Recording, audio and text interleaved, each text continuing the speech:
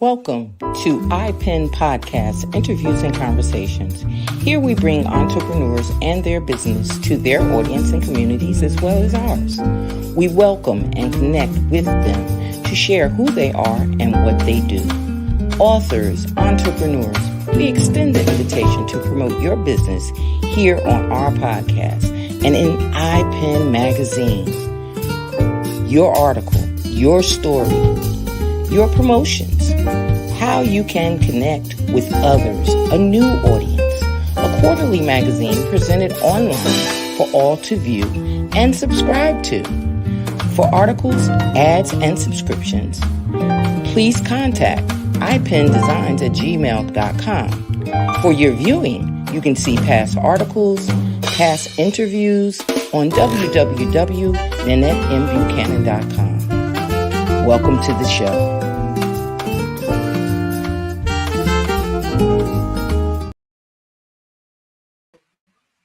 Good evening, good evening, good evening. My name is Nanette Buchanan, and I am one of the hosts on iPen Podcast, Interviews and Conversations, where we come every Monday at 6:30 and bring you someone from the literary world, the community, and anybody that's making connections like we want to make connections. We want you to connect with us and with them.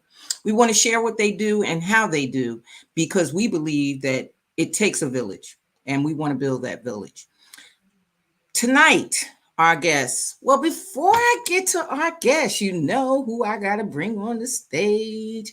I got to bring my partner in crime, Miss Felice Reeves. And of course, I say she's my partner in crime because she buries all the dirt. So if something goes wrong on the show, you won't see it because she's going to make sure it's buried. Thank you, thank you, thank you, Miss Felice Reeves. How are you today, sweetie? Up. Wait, your mic. I can't hear you. Can't hear you. See, that's what we talking about. There you go. See, there you go. She's gonna have to bury that. That's gonna have to go away. So I was telling you that, yes, my title may say celebrator of entrepreneurs, which I am, but right now I'm the sufferer of allergies, which is why I was on. So you got allergies going on. Is it allergy season yet, or is it going into like flu season? According to my body, yes. Because I know they're telling us, to go get the flu shots and all of that other stuff, but yours is definitely the allergies. Yeah. So here in Texas, we do our own thing. So we don't let nobody tell us when. Oh, okay. So in Texas, you can do the allergy thing, and it just be the allergy thing. Yeah, we declare anything at any given time. Anyways, I'm so happy to be here once again. Allergies and all, I do. They're not invited, but they decided to come anyways. Hey, that's what happens. Yeah. Well, we want our audience to know that in between her sneezes, she's still with us. And we love her for it. And I thank you for being here, although you are in the midst of allergy season. Thank you so much. Yes. And I was saying, as the intro was coming on and it was all sultry and relaxing, I'm like telling these allergies, yes, just calm yourself down. Sit over here on the side for a minute. Yes. I think we're all going to be going through it, though, because I think it's, like I said, I know that they're announcing the flu shots, and we want everybody to be healthy out there. So make sure you do protect yourself with the flu shots, and make sure you go get all your checkups, and make sure you stay healthy, because health is important. It is crucial. Well, tonight we have a special guest, Miss LaTasha Bethea. She's our guest for the evening, and I want to introduce her as a new friend. I met her here in Fayetteville at an event, and we sat next to each other and chit-chatted every now and then. Hey, how you doing? Hey, how you doing? So we've been friends ever since. So I want to bring her on the stage with me to join with me and celebrate her, because this is the beginning of a friendship that will last. So welcome, LaTasha. And I'm going to do what I do with every guest that comes on. Just tell you, who are you? Tell the audience who you are. That's a good question. Sometimes I wonder. So my name is LaTasha Bethea. I'm a native of Sanford, North Carolina. I'm a clinical social worker for the state of North Carolina, and I'm also an author of a children's book called The Historical Adventures of Miles and Nina. Also a playwright, and just a simple country girl. That's it. Simple country girl. So you were born and raised in North Carolina? Yes. Born and Yes. raised in North Carolina. Wow. Wow.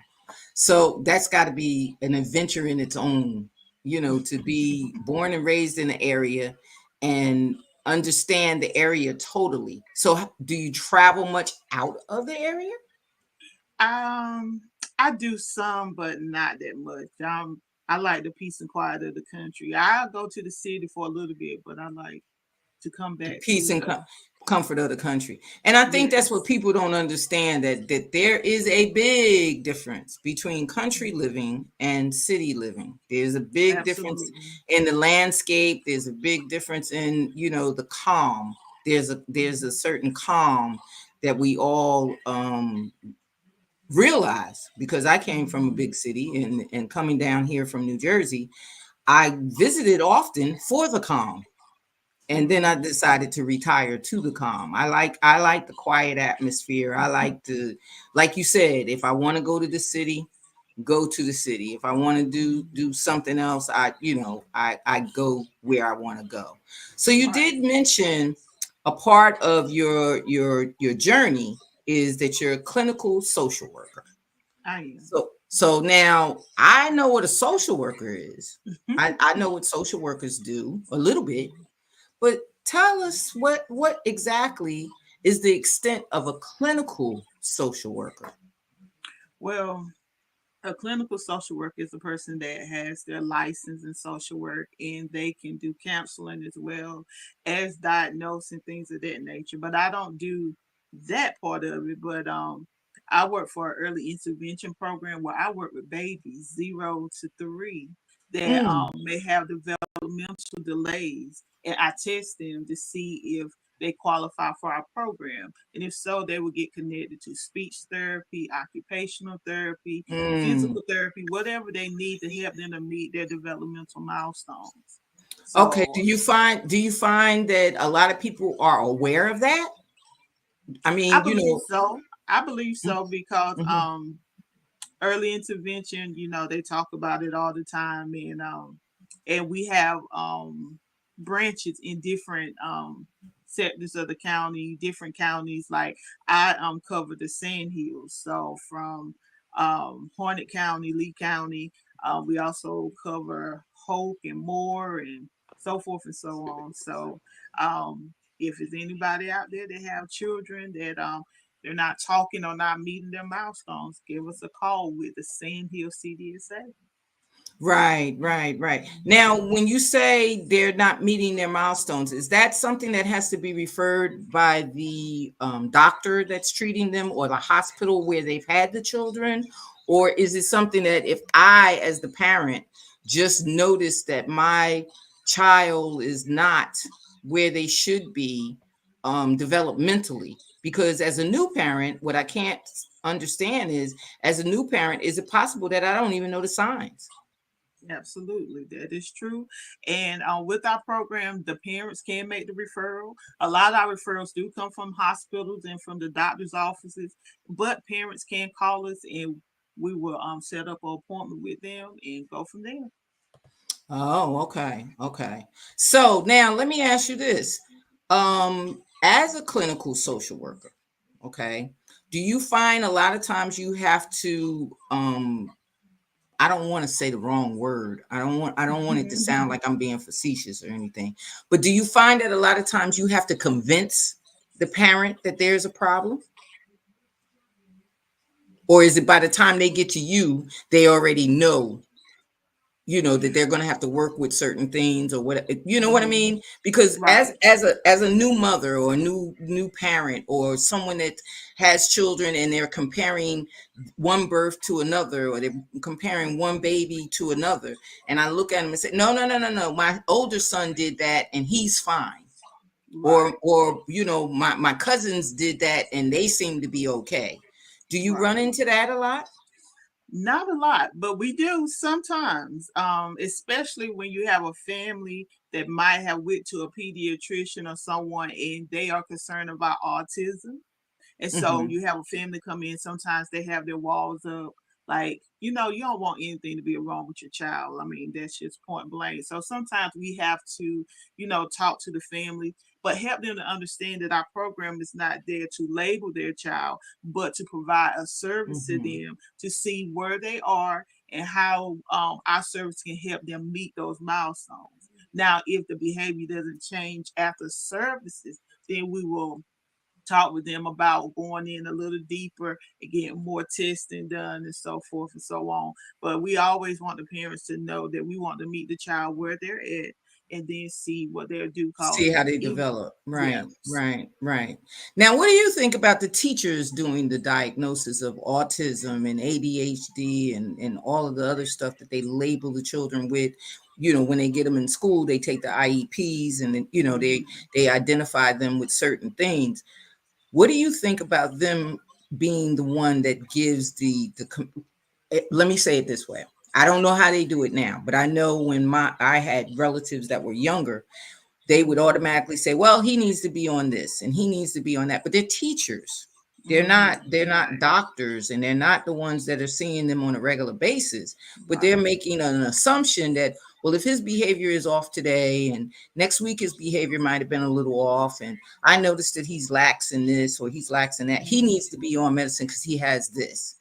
What do you think right. about No, I that? don't agree. I don't agree with that because you have professionals, talk to the family, and the thing is with teachers, they wear a lot of hats already. So to add that part to it, that's just too much in the first place. And then you got to think about these children environments. They're coming in from a Exactly. whole lot of stuff, and so you got to really, I look at it like a big onion. You got to peel all the layers back before you can get to the root of whatever the issue is, and just Hmm. starting to label kids and putting them on medications and stuff is not the way to do it now. Right, right, right, right. Well, I'm glad that we've got, like I said, I know what social workers do, but I just didn't know what the clinical social worker did. I wanted to know more about that clinical social worker because I've dealt with some social workers and I needed a social worker by the time I got finished dealing with the social worker, Right. trying to talk to them on a Understandable. level of understanding and not getting an understanding, but being told, Right, instead of it right. being clarified or, even looked at the right way. I'm noticing, kids looking like zombies and I can't Right, figure out why are they in a zombie state as opposed to right. an interactive state when they're, with other kids or you're Mhm. taking them somewhere. We need to be able to identify with whatever the problem is. And I'm bringing you the problem, and your only answer is continue their medication. That's what it's for. Right.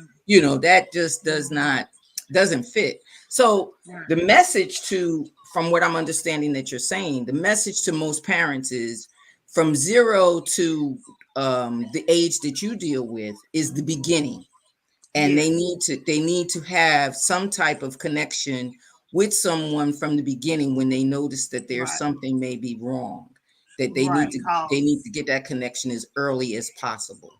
exactly. Cause they talk about how a child's mind developed by the time they're 5. The brain has all the wires are connected. So Hmm. you really want to get in there very early and try to provide that intervention. That's why we call it early intervention. Hmm. Hmm. Hmm.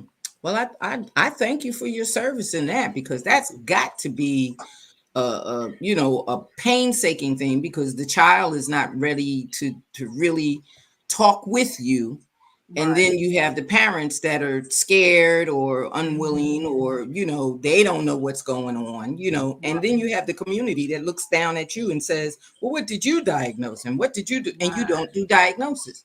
Yeah. So that's one thing that we should definitely say on this show. Your social worker does not diagnose. They don't make diagnosis. They work with you and try to work the program that's been, authorized for you, but they're not making a diagnosis. So let's stop with that, because I have heard many people, well, the social worker said, or the teacher said, they can't make the diagnosis. So your children need to be evaluated. That's why you go to a pediatrician. That's why you go and have your child tested the right way. So let now, me say this. Now, some social workers can, but they have to have them letters. They have to have that LCSW behind their name. That's where it separates somebody that works in, let's say, social services, and they're a case manager. That's totally different from a clinical social worker who has the background. Exactly. So we got to watch out for them names, just like we do the IST with the doctors.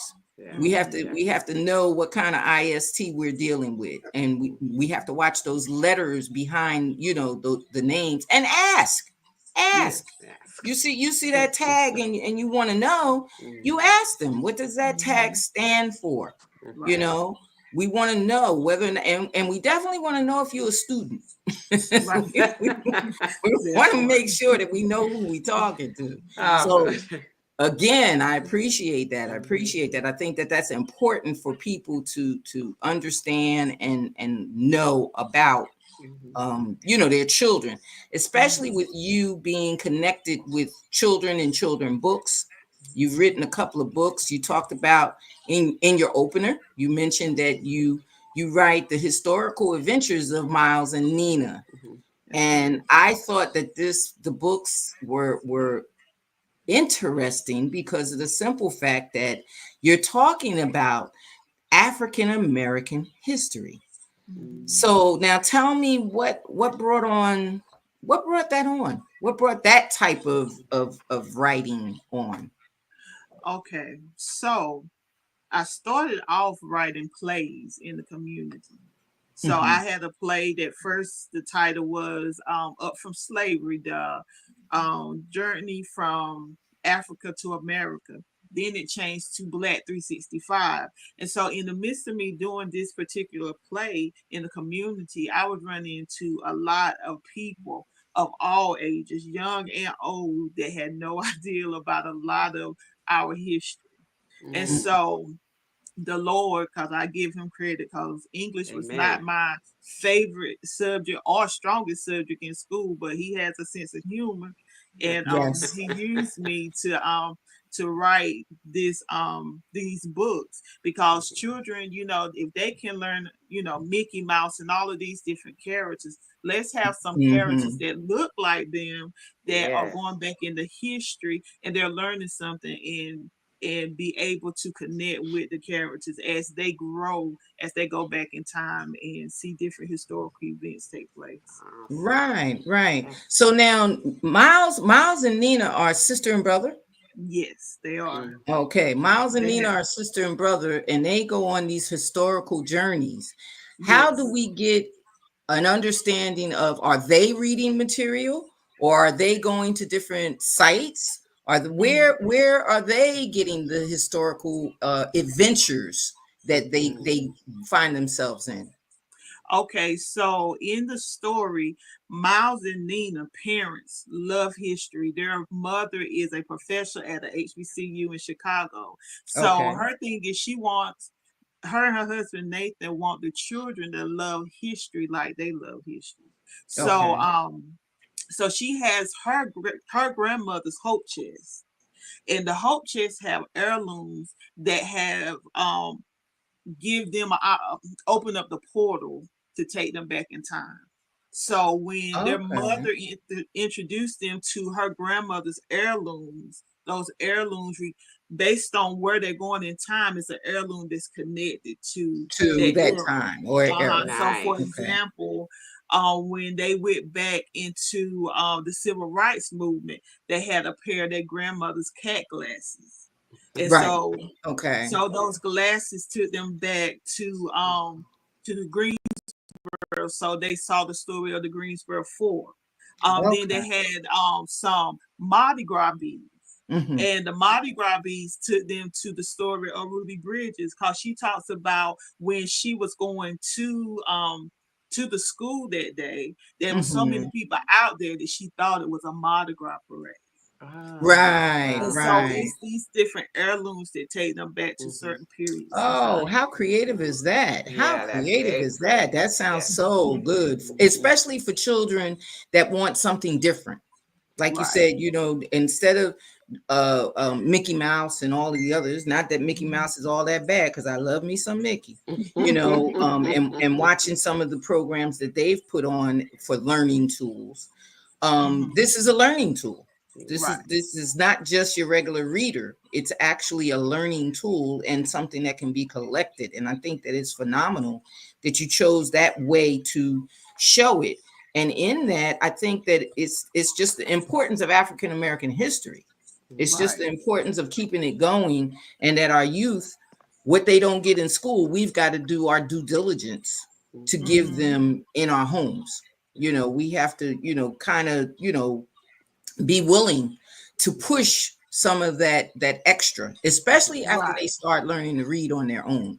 Right. It's not so much mom and dad are reading to them. It's the point that they are now exploring on their own. Let them explore some history, and what a Right. beautiful way to bring it to them. So what age group? Absolutely. Yeah, Yes. So what age group is this? so I intended on writing the book for middle school kids. So it's ages 10 and up. I know it's almost like a advanced reader in the 5th grade and Mm. then up Mm-hmm. to middle school, because the thing is that's where we're losing our children, to Oh. technology and tablets and all of those things. I wanted to make sure that the books were age appropriate but catch them, such as for example using their lingo. So I spent a lot of time on Urban Dictionary trying to come up with bruh mean bruh is anybody, a girl or a boy, so I Yes. Yes. so I felt like if I can talk their language and get them hooked on that, then they will go along with the journey of Miles and Nina. Right, right. And now Miles and Nina, I know that you is the last book, the third book. I think when I was with you, you had two. Right. Now you have a third book. I Um, do. how is that doing as presentations in the schools? Have you been able to connect to any schools, and or have you had to do the reading yourself and not have it in the school, but available? Well, it's been a little slow, but Mm-hmm. for the last 2 years, a friend of mine, Charnel Green Shepherd, who's a principal in Greensboro, we've been able to go to an elementary school and actually do a live kind of presentation to Mm-hmm. children up in that area. But locally, it's been a little slow trying to get it into the Trying school. to I get it have into the school. Yeah, I have given it away to different teachers and different things like that. I get good feedback, but actually having that door open for me to come in and do presentations and things like that has been a challenge. Mm-hmm. Mm-hmm. Yeah. Do you Uh, think that it's a challenge because of the topic? Oh yes, nobody don't want to talk about the Black Panthers and what they were really about, and Mm-hmm. talk Mm-hmm. about Fred Hampton and how he was able to make such a difference in one year in Mm-hmm. Chicago, and it's hard topics, but it's good things because we are a peculiar people, and if we can get those seeds mhm. planted in our children to realize how awesome they are and they come from good Yeah. stock, how the older people used to say, maybe some of the mindsets and they would think of themselves differently and take a different path, so. Absolutely. Mm-hmm. Yeah, Mm-hmm. that is wonderful. So, I think there's some history, or, for you, how you connected with this segment of or demographic, and how you came to focus on those, on that age group, Hmm. and I understand what you said about you catching them, before they get to to the age where they're totally immersed in something, Yes, exactly. so how did you come about that? Do you have children um of that age, or did you? I do not. I have Mhm. no children. So one thing I said that these books will be my legacy that I leave back here, because there's bits and pieces of my own family history tied up into the story of Nice. Miles and Nina. So if you read the second volume, you're gonna hear about the Sunday dinners and the mac and cheese and the ribs and stuff. These are things Ooh, that's from my yes. that's from my Mhm. history. And so intertwining that, even some of the characters, like their mother name is Sherry, that I named that after one my oldest cousin, and she was like a second mom to me. So it's just different pieces of my life that's intertwined in there. And the reason I chose that age group is called middle schoolers. They're trying to find themselves. They Yes. are Right. in this whole Right. exploration, Mm-hmm. like they don't know if Mhm. they like up or down, in and out, but Mm-hmm. they're Right. they're trying to find themselves. So I feel like if I could catch them then by the time they're in high school, if they already in love with reading, those things will Those continue. things will come easy. Yeah. Absolutely. Yeah. Yeah. And We have so, to give them some kind of reading that's going to interest them. Yes, Right. I agree. and so you said you started as a playwright, which is Yes. phenomenal. So are there any thoughts of turning these books into plays to where it does reach But, your audience in a different way? And please excuse well, me, just go ahead. I'm sorry. Well, I actually did it. June of last year, I merged Miles and Nina with Black 365, and we did a show at the Durham Arts Council in June. Oh, Um, it was awesome. I do have it recorded, and I have put it out online for people to be able to watch it and things like that. I have been doing plays since about 2006, and mm-hmm. so it's still kind of just slow. It's interesting. When it comes, I think people don't realize the amount of money it takes to put on a production. And I see, see. I'm doing with live music. I have Yeah. singers. I got people coming in from Yeah. different places and things Mm-hmm. like that. And so I got tired. I was like, Lord, I think that chapter has come to an Well, end. not only that, Yeah. So Yeah. would you attribute that to, because that's my intention, and I don't know if I'm going to be here when the intention is fulfilled, or if God's going to say you're going to watch that from up here, because because like you said, it costs so much to get things Mm-hmm. done. Yes. Everybody needs to have their pay, actors, right, performers, those that are Mm-hmm. behind the scenes. Everybody gets, they want their fair cut too. And then Mm-hmm. people right, don't want to pay an enormous fee for tickets. They want to exactly, have, the tickets be the lowest thing ever, and if not free. right. They That's want to right, be able to just come in and just see what you're doing. They don't want to pay for right, what you're doing. Yeah. But Yeah. exactly. do you think All of those things. yeah, yeah. Yeah. Do you think that some of it attributes to the fact that we're in this wave of everything being quick, fast, and in a hurry, and everything being available online, everything being available, Mhm. and they don't even understand the online thing, because as you and I well know, even to make an audible book will cost more than the regular book.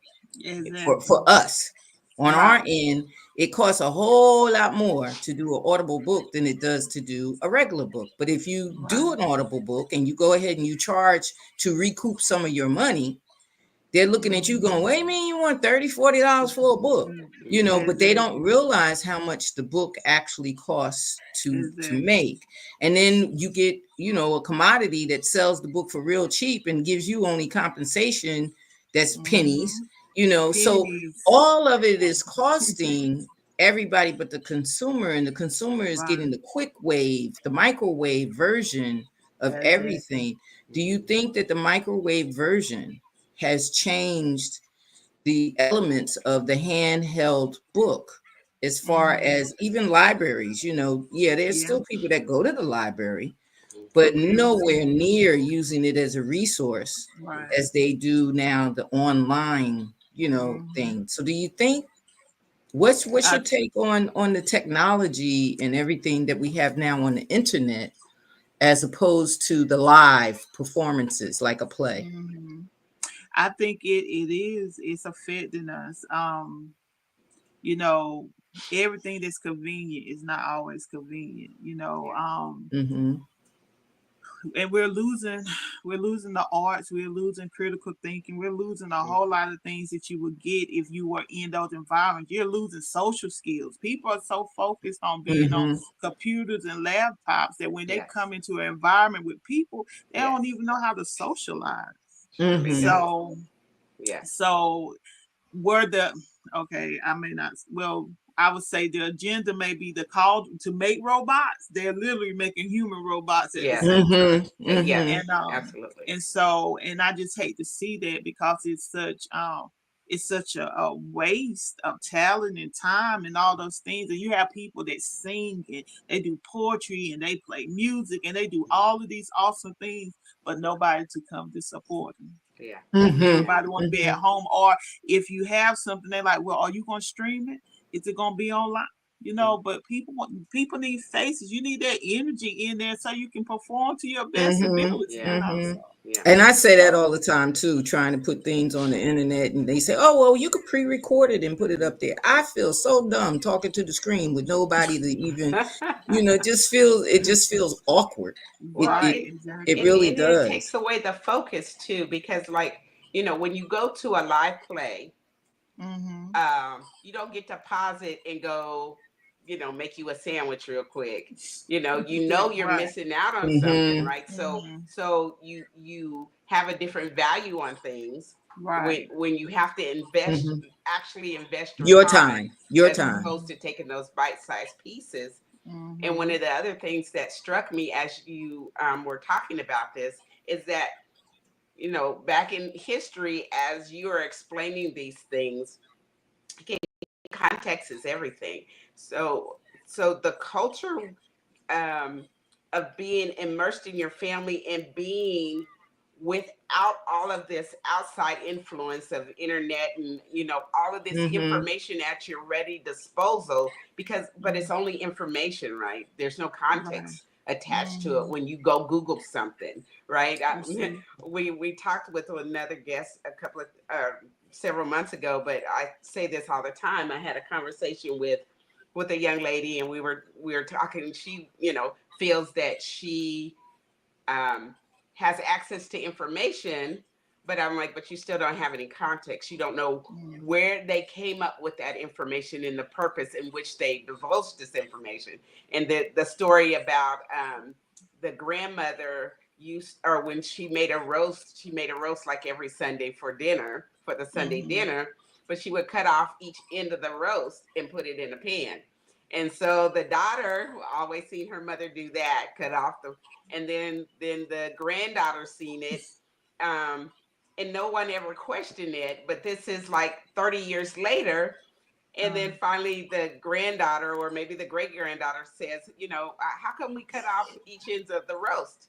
And it was because back in the day, the grandmother's pan was too small, and so she would cut it to fit the roast, my goodness. So she was doing it for convenience. She was not doing it because that was the way you had to cook it. Exactly. But it was passed on and passed on.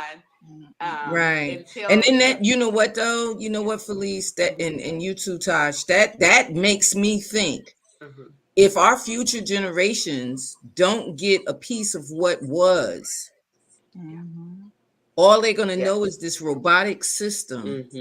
That's it. With whatever someone feeds them. And this, I mean, I understand. I do. I truly do. Because, when you work in big corporations and you work in big companies, you need machinery to help you push things on. You do. You need, you got 2,000, employees or an area of over 40,000 that you're supplying heat to, or whatever it may be. Yes, you need technology to help you get those bills out. You need certain things to help you get it done. But a child in a school with a small library in a school environment needs to put their hands on a book, not a tablet. That's right. Yeah. They need to learn the feel of the pages. They need to learn to be able to go to the index. They need to, I can remember my mother and my grandmother's words were constantly, look it up. Like, oh my God, don't say that word. Oh, because that meant I had to go to the encyclopedias. I had to go, I had to go do research. Yeah. And to just be able to tap the word and it automatically come up with the ending of the word, you don't even have to know how to spell it. Right. Right. And you don't have to engage your brain at all. You really don't. Exactly. You don't have to Exactly. engage your brain at all. And those are the things that we were taught as we were Mm. growing over. Go look it up. Right. Really meant you had to You engage had your to look Go it brain. look it up. up. Yeah, you had to You had engage to your look it brain. up. You And know. then even the format of things, and I know you do playwriting, and people don't understand that playwriting scripts are not the same script that you use for a movie, and it's That's not the right. same script that you use or the same writing that you use for a book. It's That's not the right. same writing that you use as a documentary. Mhm. All of it has to be set up different so that Right. you can perform this play even before you get started. So Mm-hmm. kudos to you for being able to go back and forth because I don't. I don't. I'm going to be honest. I don't. I Understand. write and I send it to my son who does not write novels. He does the Mm-hmm. plays and the Okay. film. So his thing is no, I don't. And I look at him and I go, no, I don't. Because the thing is, it's two separate fields. And if you're going to Mm-hmm. be, prone to doing one or the other, Mhm. you need to know that there's a difference. Mm-hmm. So they can't just look at you and say, "Oh, she's a playwright and she writes books and she does this and she does."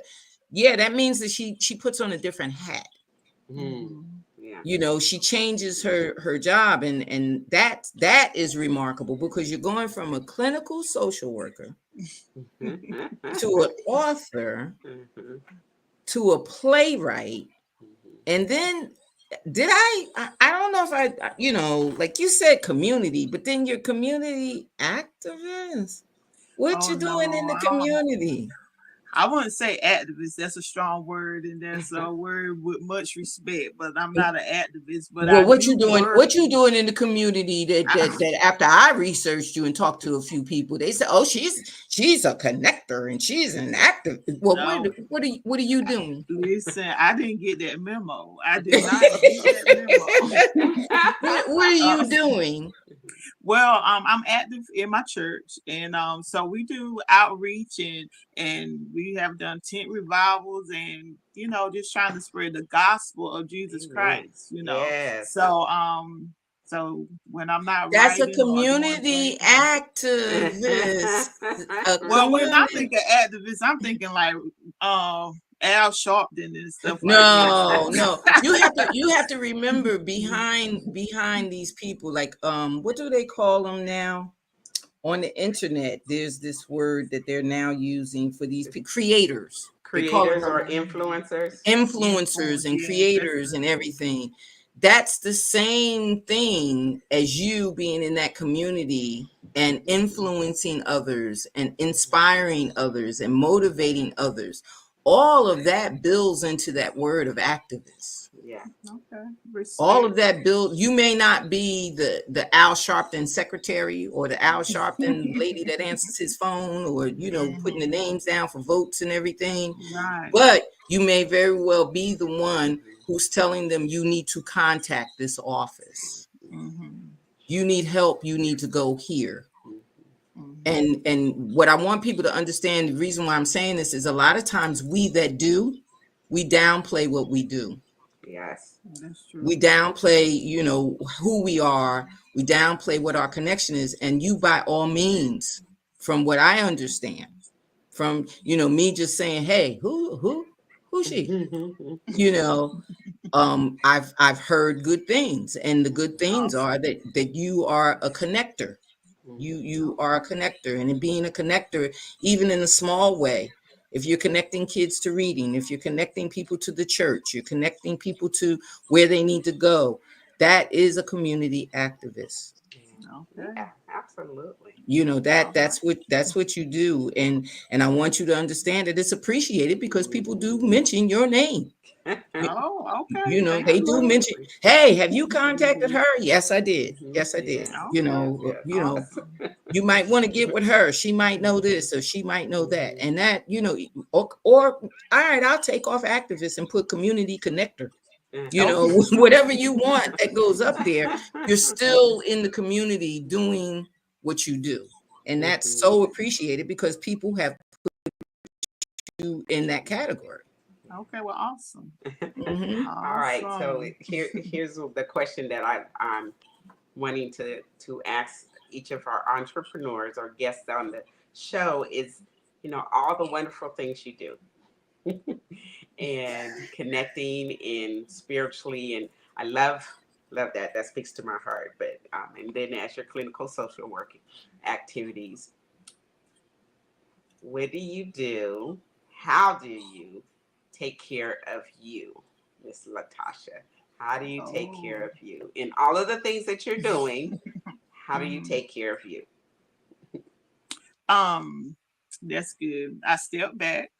I play tennis. Very I am getting ready to learn how to play pickleball. I like to play cornhole. good. So I like to be active. Hmm. So those are the things that I do. Playing family games, spending time with my family, things of that nature. That's how I do self-care. If I can be at home on a Saturday morning and stay in the house all day, that's a Yes. beautiful thing. I get it because Mhm. again, we promote and we look at all of the activity entrepreneurs do, but there is that side of it to where Mhm. sometimes we're maybe too focused on that, and Right. I know that please community don't come after me. But again, as a follower of Christ, you should know, and I feel in my spirit that you do, that you can't serve from an empty cup. Cannot.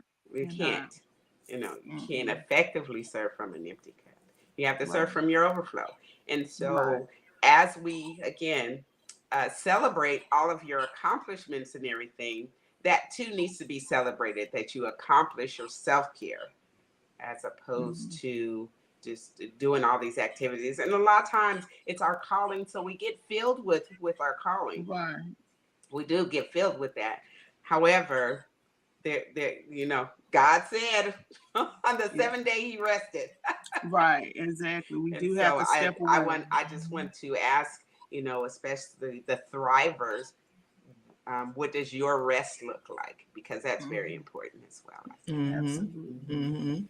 So And then you're into pickleball and tennis. Hmm. I I'm getting. I I I love that. I love that. So we're gonna have to. I don't know if we're gonna do it in the winter months or whatever, but we're gonna have to. You're gonna have to teach me that pickleball thing because I think that Okay. is an exciting game. I used to play racquetball a lot, mm-hmm. Okay. and I've been looking, like, okay, where's the pickleball court? Yeah. Where is it? Yeah. I'd like to see it played to see, how it is because, it was just something that is, but that's a great thing. And that's a Yeah. girl's outing. So we can Yeah, do that. We, Yes. we it's can a do new that. thing Absolutely. here in the Dallas Fort Worth area as well. There's Yeah, lots of new. places springing up, and it's just Mm-hmm. Mm-hmm. that And I that's used the to think the indoor golf thing was like one of the things down here, hmm because yeah like I said, I'm a city girl. I'm come hmm down here in the southern state. I'm like, well, what do they do other than look at the roosters? hmm What? Not look at the roots. Yeah, what else do we do? hmm And that's funny in itself. There's a rooster that crows every morning. If I don't hear him crowing, I'm wondering, did they cook him? You Oh. know, I'm like, wait a minute, he ain't crow today. What happened? That kind of thing. But now, in all that you do, what is and I can imagine that Divine Connections is your Mhm. company. What yes. is Divine? Explain to me and us and the audience. What is Divine Connections? Okay, so Divine Connections is it's the umbrella for all the things that I do. So my books fall up under Divine Connections, my playwriting falls up under Divine Connections. If I'm doing any type of community events such as open mics or a poetry night and thing, it just all falls up under Divine Connections. And the Lord gave me the name.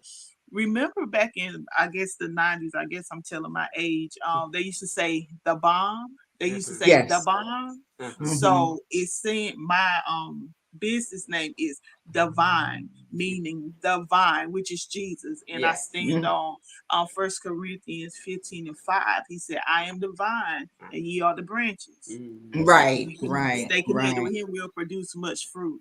And Much so fruit. Amen. that's That's where Woo! right. the Tell it. name Yes. came from. So anything that I do, I'm always Mhm. gonna have it's gonna be centered around God.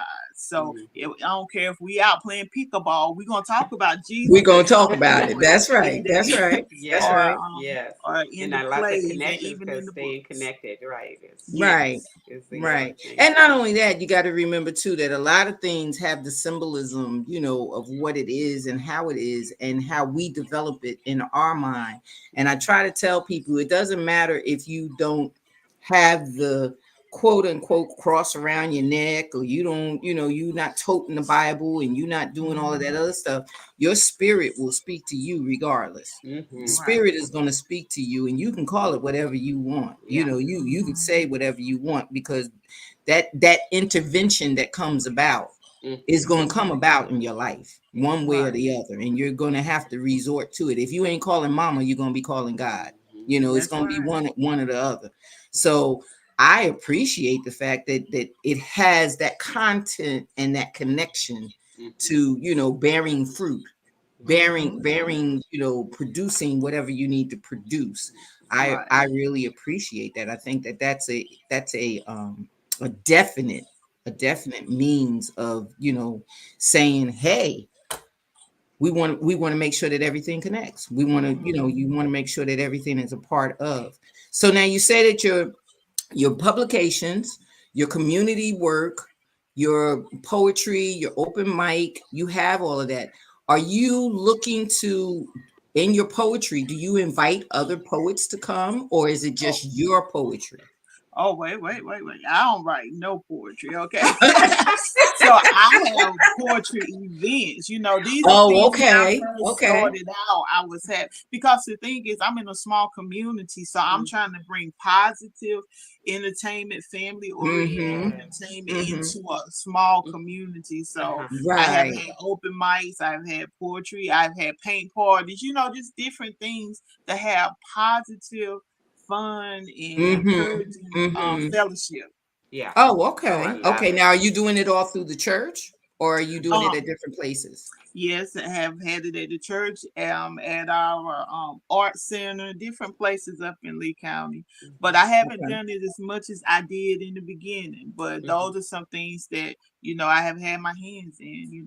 Just Mm-hmm. trying Mm-hmm. to give our young people a place to express themselves. Yeah. Right. So Absolutely. now, when you do the events, like you said, the place for the young people to understand too, are you separating the young events from the older events, or are you combining the events? Are you making it family orientated where you could have both, or Mm, how is it? Making it family oriented. Mm-hmm. Yeah. So, Mm-hmm. for example, when I had an open mic, I had, Adrian Williams came from Charlotte. She did a lot of neo soul type music and things like that. So it's just open to whoever want to come. Yeah. So, I Mm-hmm. love it. Mm-hmm. That's I beautiful. love that you're doing that and focusing on that because a vision in my mind of family reunions now hmm is that Mm-hmm. everybody's sitting in the park, but everybody's on their phone. Doing right. Yes, yes, as yes, opposed to really connecting and making that yes. connection, and Right. I'm just in my mind thinking, ooh, we're gonna have a family reunion and we're gonna have a no cell phone zone just Yes. because again Yes, we have to get yes, back yes. to why we're here and how did we get Right. here. How I are we have, connected? yes, Yes, we have yes. my siblings are kind of spread out. Um, and then now my parents moved to Georgia, and so they're not in our immediate vicinity anymore. hmm And hmm so our our or my parents' great grandchildren only see them, in visits. They didn't grow up with them like my children did, and then Right. even yeah, my children and my siblings' children, they grew up around my parents. hmm And the next generation only visits them, right? Or they come and visit Mm-hmm. them. So the context is different. I mean, my children have stories, whether they're good or bad, about being in the midst of their grandparents, but they were a part of their everyday life, Right. right? And Mm-hmm. so, yeah, Mm-hmm. It yeah. So makes a thank you difference. so much Yes. for being the light into the world, God shining through you.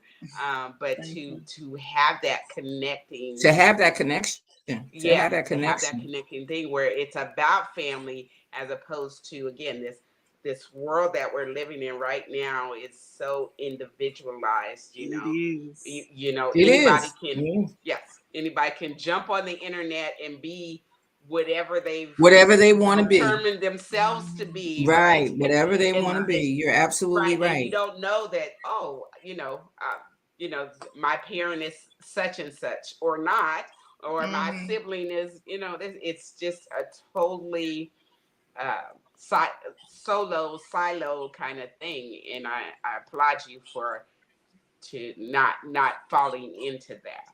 Right. So good job. Right. Thank you. Now, Thank you. another question that comes up every now and then. We talked about your playwright. We talked about your community. And you being in the community and bringing things to the community. And you brought such a beautiful thing with Nina and Miles. Making sure that the history is told. But you and I both know, as a published author, you have your own stumbling blocks. You have your own different things. What are some of the things that you found different when you try to go from published children author to playwright? What are some of the things that you found that made a major difference in what you had to do?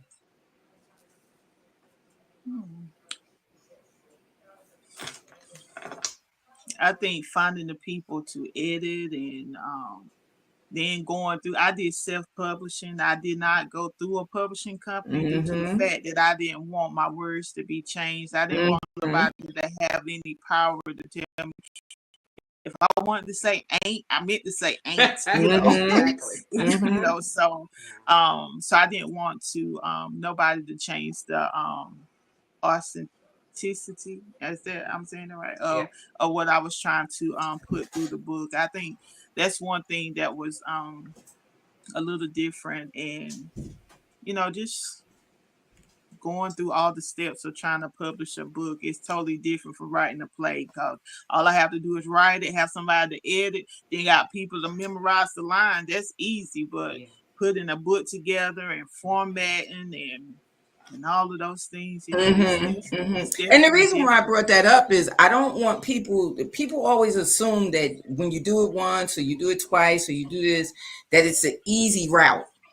Oh, well, it's easy for her to just take this and do this. It's easy for her to have a poetry event. It's easy for her, because what they think is, because you're able to do it and you do a versatile amount of things, that automatically makes you, where you don't stumble and you don't have blocks where you Right, say, well, wait a minute, I don't know where I'm going with this. right, Mm. right, They automatically assume that you've covered everything and you know what's going on. So a lot of times they need to hear it.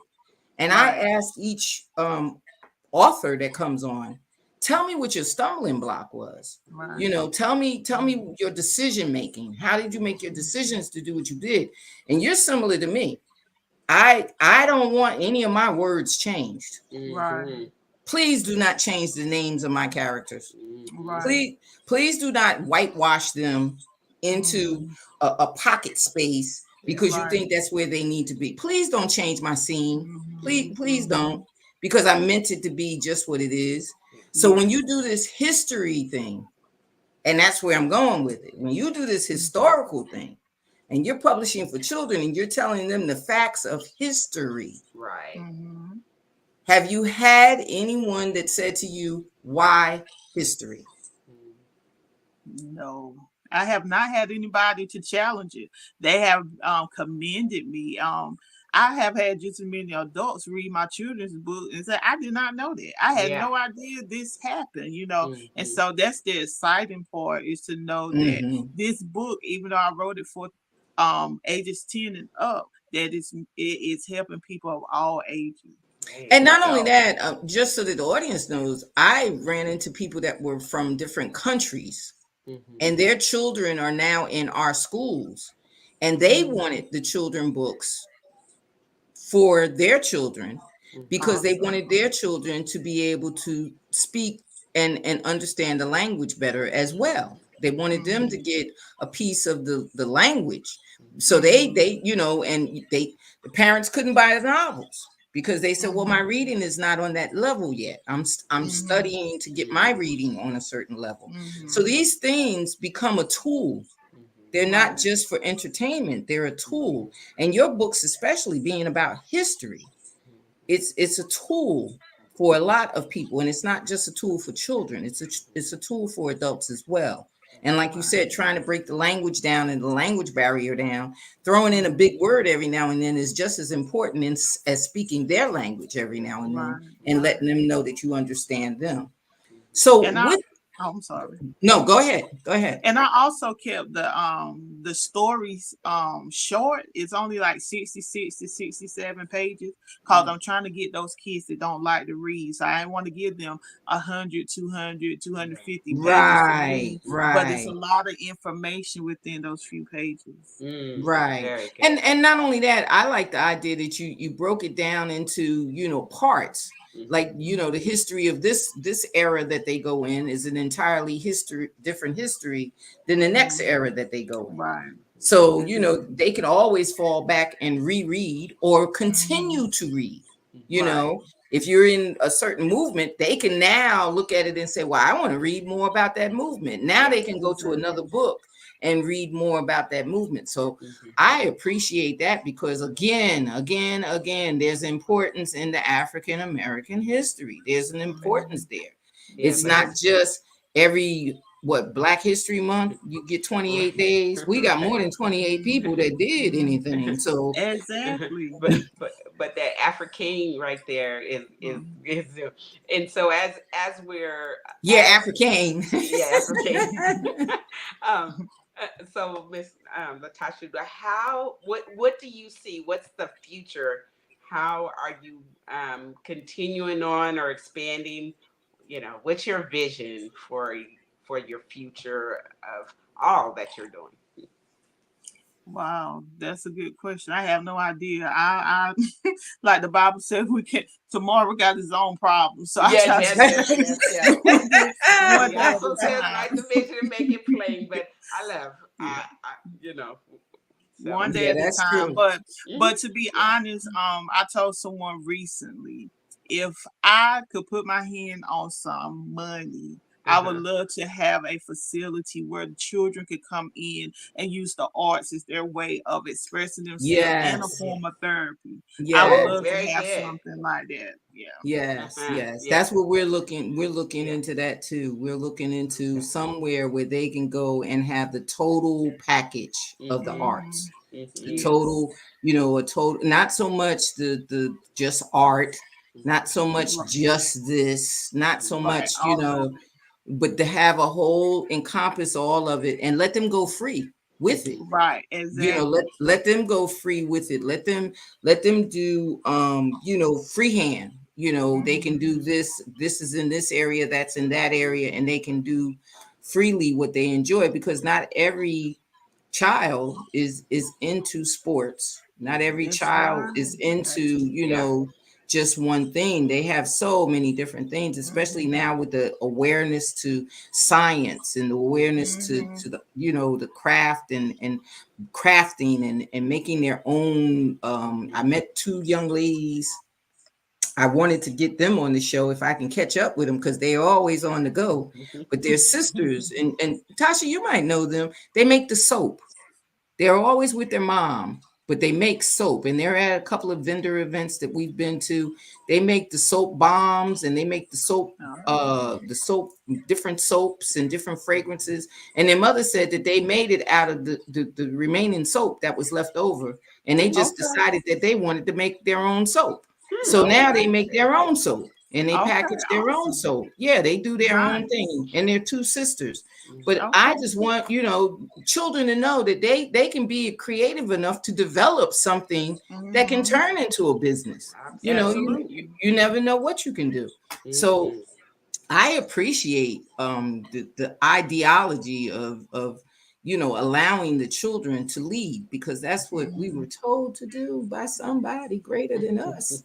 Let the Mm-hmm. babies, let the babies Yeah. lead the way. Let Right. them take control of what goes on. So how can our viewers and our audience, because this will be on a replay, and we do have people that are signed into watching and everything. How do they get in touch with you? I do have your email here. Is Mm-hmm. that a good contact for you? Um, that is but it's divine dot connection Okay. 15.5. So it's All just right. two Wait a dots minute. missing. Okay. Wait a minute. Let me just get it. Let me just get it. We can fix that. We can do some stuff with that. So you're saying divine dot Dot. Uh-huh. and then connection 15 dot. Point five. Mm-hmm. Okay, so we got that corrected. Now let's just show it. Let's just put that up there and show you all the audience so that you can get in Okay. touch with her. You can get in touch with her Absolutely. about her books and Mm-hmm. the things that she does. Um, the main thing that we want to emphasize, I think I want to emphasize, and Felice, you can have your emphasis on it as well. But one of the main things that I want to emphasize is that reading for our youth is a must. The literacy for our Absolutely. youth, no matter what they're reading, please, by all means, get them to read, get them to pick Yes. up something and get entwined. Um, it does not have to be something that you like as a parent, as long Mm-hmm. as it's not something that's derogatory and That's right. hateful and discriminating to anybody else, or in the evil spirit or evil content. Mm-hmm. Reading is fundamental, and It if they get the is. fundamentals, they'll be able to at least be on a step up. I won't say Mm-hmm. elevated, but they'll be on a step up when it's time for them Mm-hmm. to go to their next. So we That's need right. to make sure that the literacy is good. The Yes. other thing is that in the beginning of the show, for those that did not see the beginning of the show, um, LaTasha, I want you to just repeat the necessity of the clinical social worker that you are. What is the necessity of that for the families to understand? Okay. So understand that children, that there are services out here in the community to help your children if there's any type of delays. um there are people like myself that are here not to label but to help. So Hmm. I just want to encourage whoever, if your child is not meeting their developmental milestones, give us a call, which is the Sand Hill CDSA. And even if you call me directly and you're in a different county, I can get you connected to the right people. Right. Because we want our children to grow up with Mhm. everything, every Yeah. tool that they can get, every advantage that they can get, and every advantage that they can have. And it starts at birth. It At birth, starts at it yes. starts at birth. It starts with Mhm. their care. It starts with, Mhm. how are they developing? And some of that has to be in the fundamental stages. We can't wait until they're 14 and 15 years old to say, hey, how No. come you can't read on the right level? Or Right. how come you're not developing the way you should? Or it looks like something is wrong. So we need Mhm. to get all of that stuff in connection, done at an early age. Wow. We need to have that. I want to say one more thing and stop the Sure. screen time for these children under the ages of 3. From 0 to 3, they can have a little bit, but when you letting a child stay on screen time for hours at a time, that is not good. Hmm. And what I have seen is that some children come in that look like they have autism because they have had too much screen time. But Hmm. once the parent take the screen time away and spend time and stuff, the child's behavior change. So I just want to really talk about that. You know, I know that parents are busy and there's a lot going on, but too much screen time for a child under the age of 5 is detrimental to their development. Right, Absolutely. right. Absolutely. You're so right. And that's what I want to emphasize as well is, again, with that so much access to screen time that again, once that screen is shut off, they don't know what to do. Don't know Because what to that's do. not a muscle you exercise if you're Right. constantly on a screen, right? You just Mm-hmm. don't exercise a muscle. Mm-hmm. And Mm-hmm. so as they go into or their stages of development, they are severely underdeveloped Mm-hmm. because again we don't ask them to activate their brain, their critical Right. thinking, all of that. It's just a Mm-hmm. button, and if you can figure out how to press a button, you know I Mm-hmm. Right. think That's it. as this older generation that didn't grow up with all this technology, Right. we're like, what do I do? Wait, what? How come this is so Yeah. complicated? Because and it's Right. not. And it's embarrassing when you just hand over the device to the grandchild and the They grandchild go boop, says, boop, boop, "Here, boop, this boop. is Yes. what it is," and then Yeah, hands it yeah, back to yes. you. That's just total embarrassment, or did you save that? And I'm like, how Mm-hmm. you know about saving? It's just That's right. totally Yes, embarrassing. But the yes. thing is that they're learning it in school, and Mhm, and to the younger parents too, mhm, get involved. mhm, Still, Mm-hmm. even though they have it on the computer, and even though this is their new way of learning, and they're telling you go to their whatever program they have in their school with their tablets, because mhm. there are some grades that are bringing home their tablets. They're bringing home their Yes. school tablets. Mhm. Get involved. Right. Get Right. involved Get with involved what's in going on. in Don't drop it and just automatically think that they're going to learn it because it's on the Mhm, tablet and the teacher's going to teach it and everything else.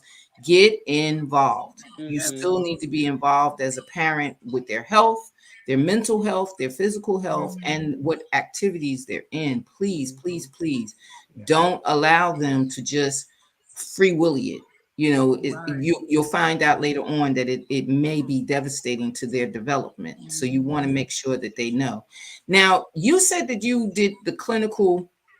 I'm going back to that because I think it's so crucial. I just Yes. think it's so crucial. You did the clinical social work for 0 to what age was it? 3. To They 3. trans. Mm-hmm. Now, what happens at the age of 3? Where do is that another age group? It's another age Yeah. segment. So what happens after they age out of our program at the age of 3? The school system actually take over. So they have a preschool program that Mhm, work with children's ages 3 to 5 until they go Okay. into actual school. mhm. Mm-hmm. Okay. Now, and then when they go into actual school, that's when they evaluate them with the IEPs and That's everything exactly else, right. and Mm-hmm. deal with them from there. Okay. Yes. Okay. Well, anybody that didn't know, like me, I know some of the terminology only because I had to deal with children and I had to deal with different things in my career. I had to deal with some of that stuff, but I didn't Mm-hmm. know all of the terms. And I wanted to Right. make sure that I got the terms right and that the audience gets the terms right because it's so crucial. It's It so is. crucial that we make sure that our children develop on the level that they should, as well Mm-hmm. as if there are any problems, that they should get those problems, sought after and dealt with on a younger level than when they Right. get older.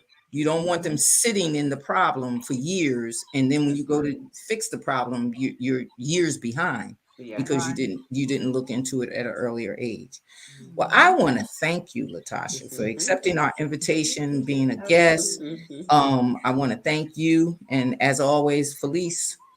I ain't thanking you, but I'm Well, just, you know, again, ain't no need of me thanking you because I thank you 1,000 times a week. So ain't no need of me thanking you today, but well, I no. thank you for your patience with my allergies today. And Lord, Not a problem. Not a problem. and Not a thank the problem. audience because I must have sneezed on my computer and it stopped working, and I need to Oh, that's hop on. Yeah, don't even worry about it. Don't even worry about it. So, Latasha, I hope and pray that everything with you becomes a success, that your thank next endeavors are always elevated endeavors, that thank you so much. whatever you decide to do, continuing. And I hope Miles and Nina become historians that we read about, over and over and over again, because Awesome. that's needed. We really need that type of thing. And your playwrights and everything else, maybe we can get together and get something rolling down here in this country we live in, All right. this little I'm country on town it. here, and get something going, But thank you for being our guest tonight, and want you to tell our audience, your last words, and we're going to close up and stand by and everything. All right. Well, I just want to let everyone know that reading is fundamental. Make it fun, and your children will latch on to it and go to the next level in their development. So, thank you again for this opportunity to come and be a part of IPN. Yay. All the time, all the time. Please, I'll talk to you. And LaTasha, thank you so much. Love you more. And audience, thank you for joining us. Make sure you tell your friends. If you want to be a part of IPEN podcast, just send me an email. You heard the commercial in the beginning, and if you didn't, here it is again. www.NanetteMBuchanan.com, or you can send me an email at ipendesigns@gmail.com. And all it is filling out the form and coming on and telling us about your business and what you do. If you just want to be a part of our podcast or whatever, we automatically will accept you. We don't deny people. We'll bring you on. Just let us know what you're going to talk about, what you do. Because we're building a community to help communities, and that's what we want to do here. So with that, everyone have a good evening. God bless. Talk with you later. God bless.